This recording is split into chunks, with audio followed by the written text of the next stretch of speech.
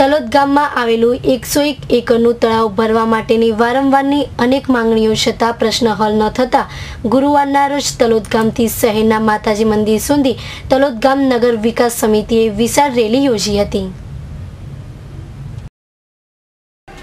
આ રેલીમાં પક્ષાપક્ષીથી પર રહી સૌ કોઈએ એક બની સૂત્રોચ્ચાર કરી માગણીને બુલંદ કરી હતી। સરકારના બહેરાકાને આ માગણીને પહોંચાડવા આગામી સમયમાં જલદ કાર્યક્રમોનું આયોજન હાથ ધરાયું છે। રેલીએ મામલતદાર કચેરીએ જઈ આવેદનપત્ર મામલતદારશ્રીને સુપ્રત કર્યું હતું।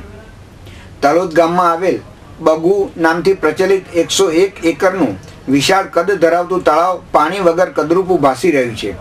તલોદ ગામ નગર વિકાસ સમિતિ દ્વારા લેખિતમાં મુખ્યમંત્રી, પ્રભારી મંત્રી, સિંચાઈ મંત્રી, કાર્યપાલક ઇજનેર અને અધિક્ષક ઇજનેરને કુલ 6 વખત પત્રો પાઠવી તળાવને ભરવા વારંવારની માગણી કરેલ છે, છતાં પણ આજ દિન સુધી કોઈ જ કાર્યવાહી કરવામાં આવી નથી।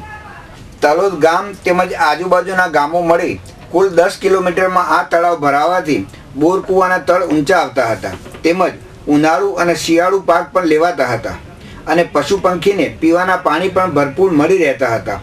પરંતુ તળાવ નજીકથી સુજલામ સુફલામ કેનાલ પસાર થવાથી વરસાદી પાણી તળાવના બદલે આ કેનાલમાં વહી જવા લાગ્યું છે, જેથી તળાવમાં પાણી આવતું નથી।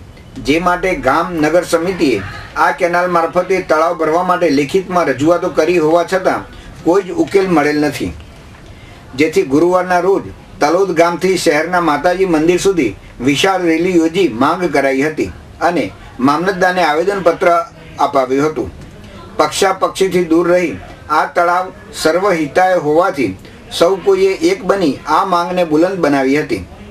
આગામી સમયમાં 500 બહેનો પોસ્ટકાર્ડ મુખ્યમંત્રીને લખશે, તેમજ તલોદ બંધનું એલાન આપશે, તેમજ ચૂંટણીનો બહિષ્કાર કરવા સુધીના જલદ કાર્યક્રમો આપશે તેવું જાણવા મળી રહ્યું છે। તલોદના પ્રતિનિધિ સંજય શાહ સાથે રસિક સોની, સિટી ન્યૂઝ, હિંમતનગર।